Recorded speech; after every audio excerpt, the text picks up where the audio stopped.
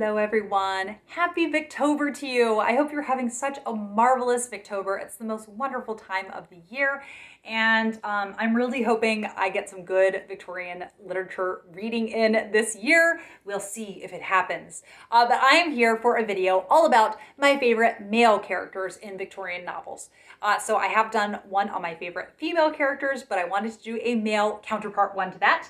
And the first character, who is a minor side character, but I love him, and that is Samuel Weller in the Pickwick Papers. He's someone who, he just brings such a delightful, youthful energy to the story.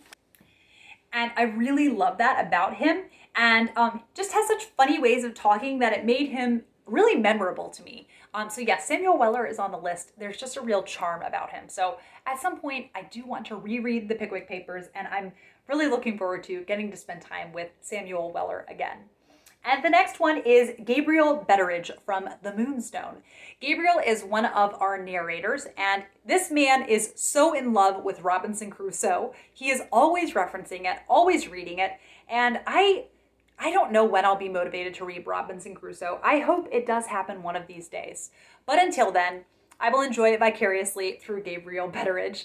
And I find that he has, it's just very interesting to hear the story from his perspective, being that of a servant. And so he may observe things and notice things that other people wouldn't. And yes, I just find him really intriguing as a character. And how he he sees things through to the end. He's really helpful with figuring the mystery out, the great mystery in the Moonstone out. And the other character is Franklin Blake from the Moonstone, definitely a more main character. And my mind was kind of blown by the end of the Moonstone. I did not see it coming. I never would have predicted it. And I find Franklin one of the really interesting parts of the Moonstone. And I love seeing him smitten in this book. He is in love for much of this book. And seeing kind of the turmoil that he goes through when he thinks he's at odds forever. There's something about him that as a character, I'm very drawn to him. And he's very sincere. And I don't know, I just really love him as a character. The next character, whose name I have looked up, I'm not sure if I'm saying it the right way, but it is from the Welsh Witch, and it's Goronwy. And he is kind of the male lead of this story. And he's very intriguing to me because there is a sort of love triangle plot to this. And he's torn between, you have kind of this like, what would my life be like? It would be a very different life with one character versus the other. And I just think that he is a really interesting character. He's really different from any other male character that I've read about. But now I'm realizing it's been, a solid 5 years since I read A Welsh Witch, so I would love to read it again, sooner rather than later. And the next character is Jim Hawkins from Treasure Island. This is definitely a coming-of-age tale, and Jim just really impresses me by the end of the story. He has some really hard decisions to make, and I don't know what I would do were I in his position. So I just have so much admiration for the way when he's put in hard situations, the way that he carries himself through that. And he wants adventure, and then he ends up getting just a journey into manhood from that story. And then Guy Morville from the Heir of Redclyffe. This is a character who has to put up with kind of this tarnished family legacy, which in the Victorian era is going to be a lot bigger of a deal. And to just think about the fact that people have already decided that they know him, that they know what he's going to be like, and how he has to make hard decisions to show that he can exceed expectations. He is not just at the mercy of his family's legacy. He can change things and turn it around. And I really love that about his character. The next character is Adam Bede from George Eliot's novel. There's something about him that is so salt of the earth. And there are certain things that happen in the plot in Adam Bede where you're finding out information the same time that Adam is. Just how surprising everything is. And the grace that he shows to certain characters from that is really, really moving. How he doesn't hold things against someone. You know, everyone makes mistakes. Some mistakes obviously have a lot bigger of repercussions and consequences to them.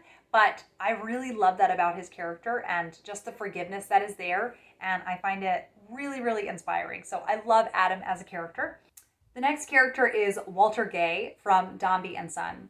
And he's someone that I am just so happy when Walter gets his happy ending because he is incredibly steadfast and he is just of upright character. I know that sounds, you know, in modern day, it sounds weird to say that, but he is just really, he's a good guy. And I'm really happy for him when he gets his happy ending. You don't know if it's going to happen at certain points in the story. You really do wonder. You're not sure. And that's what makes it such a great story. Because then when the good ending does happen, it's all the more rewarding.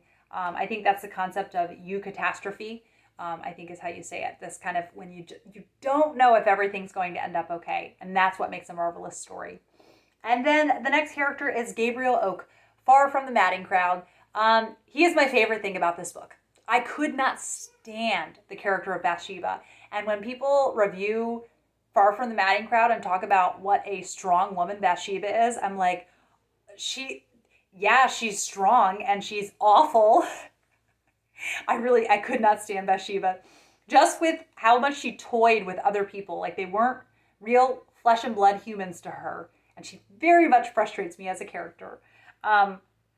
So Gabriel Oak, though, talk about steadfast and reliable. He's another one. I think this is just a trait that I admire in literary characters. And he has some really hard things happen to him. So it is not all smooth sailing. But to see things work out for him in the end makes me very, very happy. And the next one is Mark Robarts in Framley Parsonage. Another character who gets very misunderstood. And people think he's a little bit crazy at certain points in the story. He's remembering using this check, and some people have accused him of stealing it. And so the dilemma that he is put in when no one believes him, but he really, really strongly remembers using a check that was given to him that was not stolen. It's really can be very frustrating and agonizing to read at times, but I find I really enjoy in spending an entire book with him. The next character is Jem Wilson in Mary Barton by Elizabeth Gaskell. Jem Wilson is an example to me of the lengths that someone will go to for love, and it's very, very sweet. I love Jem and how dedicated he is to end up with the woman that he loves, and he will not give up until he has his happy ending, and he will just continue to fight every day for that happy ending, and no matter what happens, no matter the cost, and I love Jem for that. The next character is Will Ladislaw from Middlemarch, another character who's very misunderstood, and he has not been dealt an easy hand in life, and he has to really decide kind of what he's going to do with his life. It's pretty open-ended then. When you're in the position that he is, it's not like he has this estate that he inherited, and so he knows what he's going to do. But he does have a little bit of financial freedom. So then he has just, what am I going to do with my life? And what am I going to do to make the world a better place than before I was a part of it? And I really enjoy any scene that he is in. I find him a really fascinating, nuanced character, and I get tongue-tied thinking about, there's this one scene in Middlemarch that I think is one of the most romantic scenes in all of literature. And I didn't notice it kind of the first two times that I read Middlemarch. And then the third time it just hit me. And I thought, that's it. That's like the most romantic scene I've ever read. And the next character is Daniel Duranda from the book titled Daniel Duranda. I love that Daniel really, really wants to make the world a better place. And he does not want to mess it up. He wants to do amazing things with his life. He wants to really change the world for the better. And he's not sure how he's going to go about that. But I find that he is a really kind of electric character. And I love following him through the different phases of the novel as he learns more about himself and who he is and what he will do with that knowledge. And then Nicholas Higgins from North and South.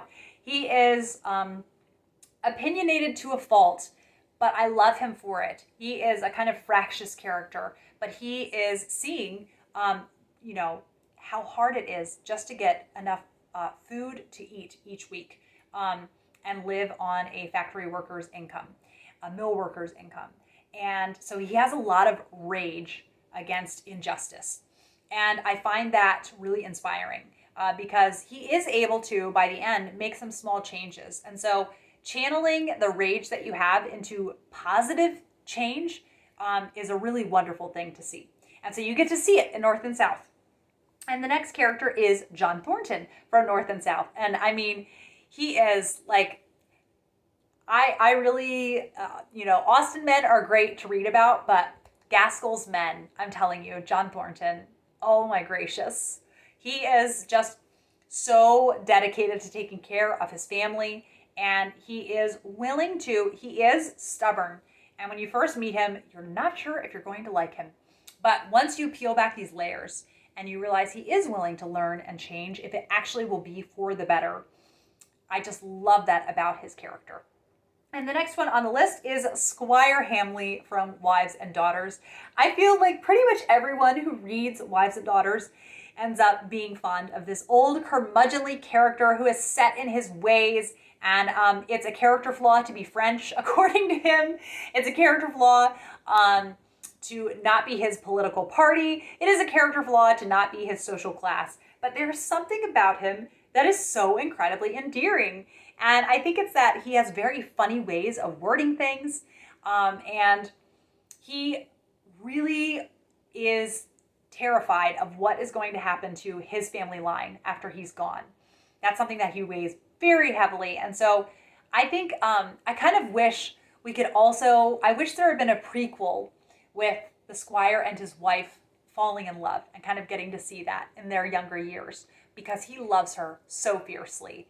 And I just find that, I love that so much about it. And then lastly, Roger Hamley, who was inspired by Charles Darwin, that Elizabeth Gaskell's family was friends with.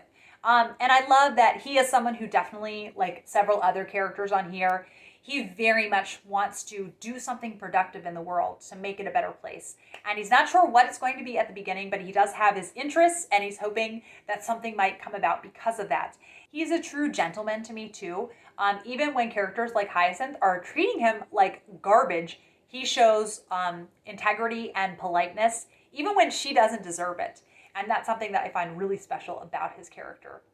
So that is my list of my favorite male characters from Victorian literature. I hope that you enjoyed getting to hear this list, and I will be back with another video soon. Bye!